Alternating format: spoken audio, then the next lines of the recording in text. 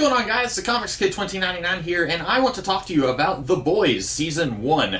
This is an Amazon Prime original series, and it's been out for about a year. In fact, Season 2 is going to be dropping in a couple of weeks, and I wanted to go ahead and watch Season 1. This is the first time that I've seen it. Watch it and see if I like it, and then get myself ready for Season 2 if I did like it. And not only did I like it, I absolutely love this. Now, I want to go ahead and say this is a superhero show, only in a sense that there are people with superpowers in it. This is not child appropriate. You hear horror stories about moms who see Deadpool posters and they think, oh, superhero, I can take my toddler to see that. And then they come out saying, what's wrong with you people? This is not appropriate for children. I saw a video with some of the cast members of The Boys reading one-star reviews of the series, and one person said their 5-year-old nephew or cousin got a hold of the series, and now they're drawing bloody people. And use some caution if you have a child in your house. Don't let them watch this. This is not appropriate for children.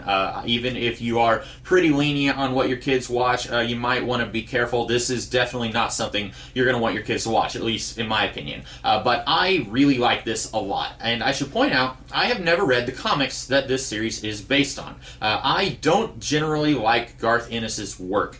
He is very extreme in what he does, and not in a way that I like, and that's going to sound weird since I'm talking so highly about the series, but I've been reading up on the series, reading about the differences between the show and the series, and it appears that in the comics, most of the supers in the show, they are not given much human characterization, whereas in the show, even the bad guys, even the worst of the bad guys, are given a human element, and even when they are horrible, horrible people, I still feel bad for them, and at times I really sympathize with them, and I like that. I like that the show is making me feel for these absolutely inhuman monsters. It gives a reason why they are inhuman monsters, and I feel like that's a little bit more mature than, oh, these characters have superpowers, so they're automatically evil monsters, which is Garth Ennis's philosophy. He tends to write things in very extreme parody. I've read a couple of volumes of Preacher. There was a mini-series that he did that not a whole lot of people are aware of called Just a Pilgrim, and he takes these extremes in his attacks on, for example, Christianity in Preacher and also in Just a Pilgrim, or superheroes and superhero comics in The Boys.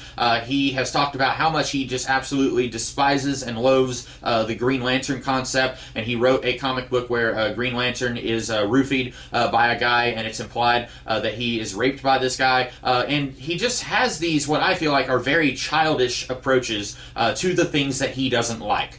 He doesn't like Christianity, so he writes this big giant opus that's basically just a giant middle finger to the church and religion as a whole. He does that with Preacher and Just a Pilgrim. And then he doesn't like superheroes. Apparently, he does like Superman. Unironically, he does like Superman, but then he despises everything else about superhero culture, and so he does something like The Boys, where if you have superpowers, you're automatically evil. And maybe that's a little bit of a simplification, oversimplification. The character Starlight, who exists in the comics as I understand it, and also exists in the show, she might not be pure evil like the other characters, but I like that the show is taking characters who didn't get a lot of screen time and didn't do very much, didn't have a whole lot of characterization in the comics, and is actually fleshing them out a little bit.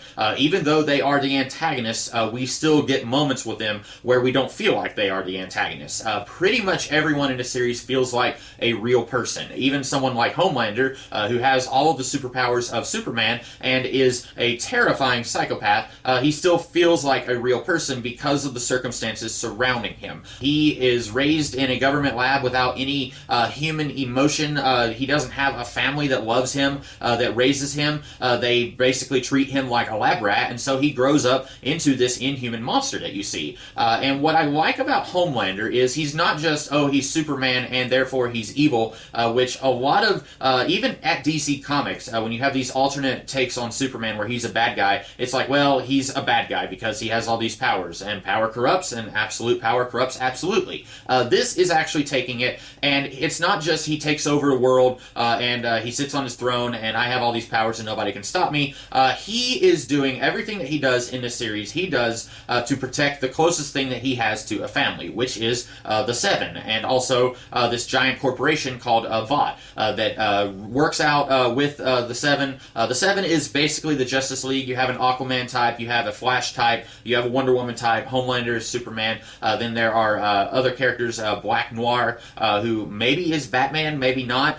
In the comics, he has one origin that's very different, and I don't know if the show is going to be doing anything with that. But you have all these characters. They're basically the Justice League, and then you have this giant corporation that does PR for them and works out where they are going to be patrolling and figures out what crimes they are going to fight.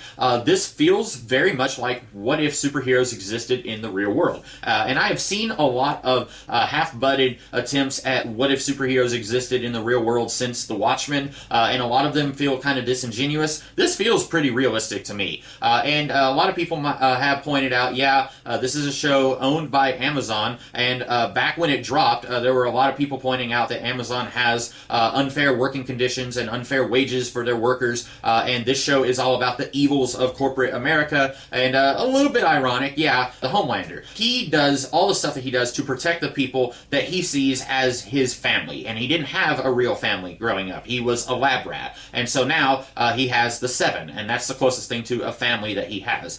So he kills a senator who is trying to blackmail his mother figure, played by Elizabeth Shue. He kills this senator, and at first you're thinking, oh, he's just a scary Superman. But then when you start to see all the stuff he does, he's killing this guy who poses a threat to his mother figure. And by the way, there's a lot of really disgusting stuff in this series. Animal cruelty. There's a scene with the dolphin that will mess up a lot of people. That didn't bother me. There's a scene where the Deep, that's your Aquaman character, a couple of scenes with him that are pretty disgusting. But the thing that really was too much for me was the relationship between Homelander and Stillwell, played by Elizabeth Shue. It's an Elektra complex. He sees her kind of as a mother figure, but also she's using him, trying to keep him in line sexually. It's really gross. But anyway, I don't have a whole lot to say here. I like that all the characters are portrayed as real people. You don't have anyone who's just a cartoonishly evil version of the Flash or Superman or whatever. And some of these characters do some really horrible things, but then you still get to see human sides to them. Spoilers, A-Train kills his girlfriend, but then he faces some racial profiling when he's out trying to shop for clothes. And so he's not 100% evil. He might be slightly more evil than some of the other characters because he deliberately killed his girlfriend so that he could hide this drug running scheme that he's part of, but he still feels like a real person, and I like that. And if this was more fully headed up by Garth Ennis, if he was more heavily involved, I don't think that these superhero characters would feel like real people. I think that they would feel more like cartoonishly evil, mustache-twirling, we have superpowers and therefore we're evil. That's what it would feel like to me, based on my limited experiences with Garth Ennis. But I haven't even talked about the main characters, so the basic premise of the show, I don't even know how long, I haven't gotten to any of that. The basic premise is there's this guy, played by Dennis Quaid's son, can't remember his name. His girlfriend gets run over by the Flash archetype, A-Train.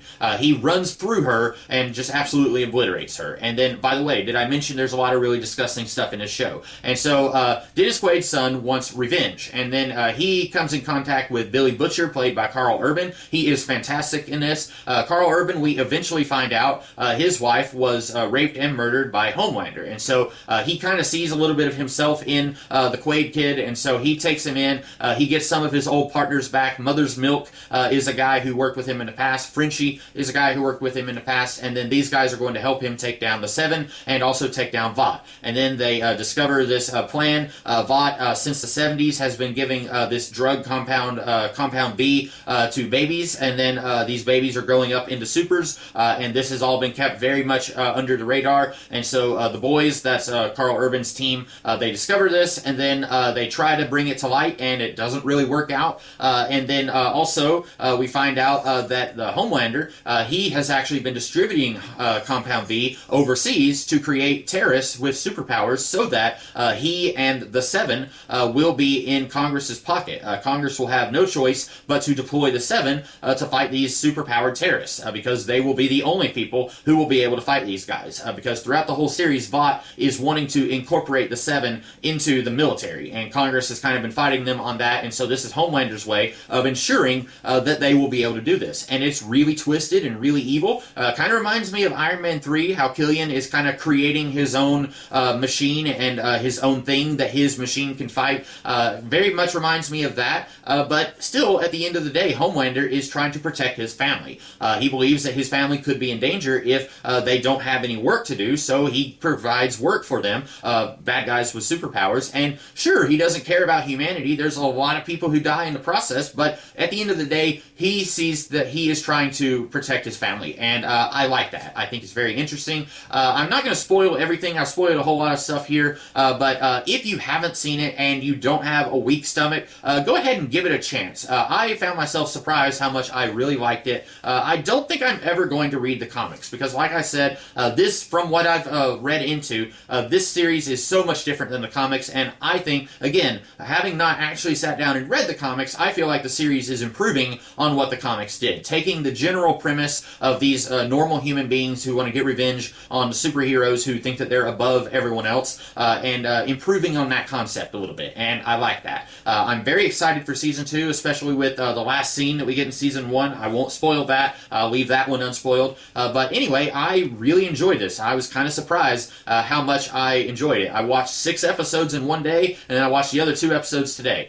So that's about all that I have to say about The Boys Season 1. I hope that you guys like this video, and if you haven't seen the series, go ahead and check it out. I know I've spoiled a lot of stuff. Haven't spoiled Season 2, so if you haven't seen the series, go ahead and watch Season 1, and then you can get ready for Season 2 in just a couple weeks. So anyway, that's about it for this video. I hope you guys have a great rest of the day. Catch you later.